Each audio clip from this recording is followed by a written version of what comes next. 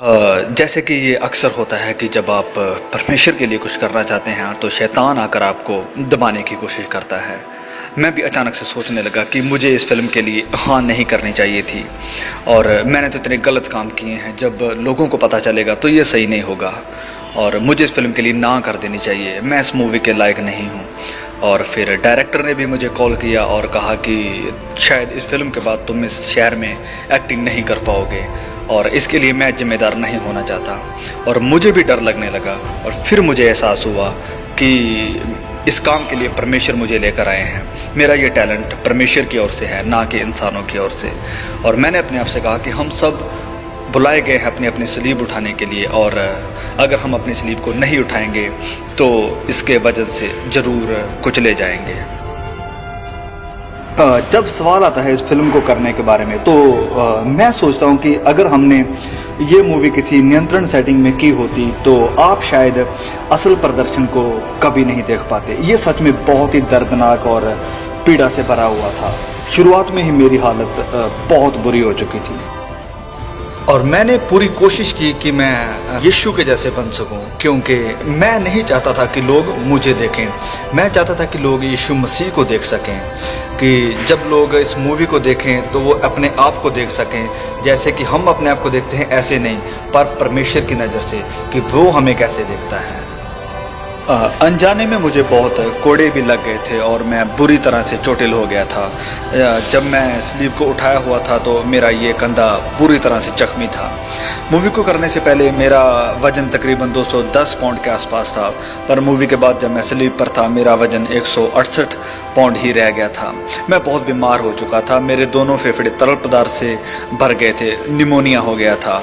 और जब शूटिंग ख़त्म हुई तो बहुत से लोग इस बारे में नहीं जानते हैं और मैं ज़्यादा बात भी नहीं करता, लेकिन मुझे दिल की सर्जरी करवानी पड़ी थी और शूटिंग के अंतिम दिन में आसमानी बिजली मुझ पर गिर पड़ी थी।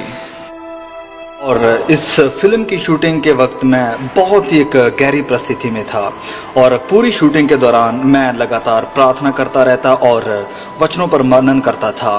और जैसे कि आप कहोगे कि मैं चरित्र में कैसे बना रहा, तो ये एक बहुत ही एक ज़रूरी सवाल है, क्योंकि मैं जानता था कि लोग यीशु को तभी देख पाएंगे अगर हम प्रार्थना और उपवास में बने रहे। और मैं आपको बताना चाहता हूँ कि उपवास रखना तो शीघ्र था मेरे बीमार होने की वजह से। और फिर मूवी के अंत में जब मैं स्लीप पर था तो मेरा पूरा शरीर नीला पड़ गया था। ये कोई मेकअप नहीं था, मेरा शरीर सचमुच नीला पड़ गया था। स्लीप के ऊपर मेरा ये का बहुत ही बुरी हालत में था और वो दर्द मेरे सहन शक्ति से बिल्कुल बाहर थी। और मैं इतना बीमार था कि अगर ये कंधा निकल भी जाता तो मुझे कुछ भी महसूस नहीं होता। और मेरे दिल में भी मुझे कुछ समस्या महसूस हो रही थी। और फिर जब डॉक्टर ने मशीन लगाकर चेकअप किया तो उसने हमारे डायरेक्टर मेल गिब्सन से कहा कि ये मर सकता है। तो हमारे मेल गिब्सन भी सोचने लगे और फिर मुझसे कहा कि जिम क्या करना है। तो मैंने मेल गिब्सन से कहा कि मैं अब मरने के लिए तैयार हूँ, ये अब मेरे और परमेश्वर के बीच का मामला है, तो मैं घर जाने के लिए तैयार हूँ, क्योंकि मैंने कभी भी अपने आप को इस लायक नहीं समझा था और उस समय मैं बिल्कुल तैयार था परमेश्वर के पास जाने के लिए। पर मैं जानता था कि अगर मैं इस फिल्म को बनाते हुए मर भी जाऊँ तो बहुत से लोग इस फिल्म के द्वारा बचाए जाएंगे। मूवी के अंतिम सीन में जब मैं चट्टान के ऊपर चढ़ रहा था तो आधे रास्ते में, जबकि हर कोई अपनी अपनी पोजीशन में था, उस समय वहाँ पर तकरीबन 250 के करीब कुछ लोग थे। तो रास्ते में ही मुझे एक साया महसूस हुआ। ये एक बुरी आत्मा थी, मुझे भटकाने के लिए कहा कि तुम तो मर रहे हो। तो मैंने कहा कि ये तो एक अच्छी खबर है, क्योंकि मैं जानता हूँ कि मैं अब किसके पास जा रहा हूँ।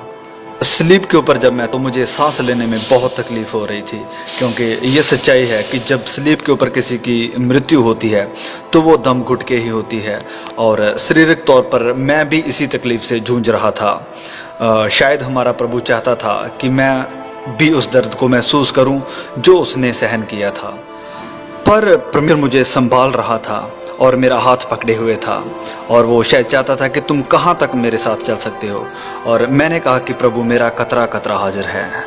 अंत में मैं कहना चाहता हूं कि सप्ताह में सिर्फ एक बार प्रैक्टिस करके आप ओलंपिक एथलीट या फिर विश्व प्रसिद्ध चैंपियन नहीं बन सकते हैं। यीशु को अपने जीवन में आपको हर पल प्रतिदिन लेना है। यीशु ही आपकी सच्चाई है, वो आपकी जिंदगी है, वो आपके साथ हर पल रहना चाहता है, आपके जीवन का वो कोच है। जब आप गिरते हैं तो वो आपको हिम्मत देता है फिर से चलने की, वो आपको सहारा देता है, वो चाहता है कि आप उसके लिए और ज्यादा, वो आपको उत्साहित करता है कि आप उपवास करें, लगातार प्रार्थना करें, सप्ताह में बस एक बार नहीं बल्कि प्रतिदिन।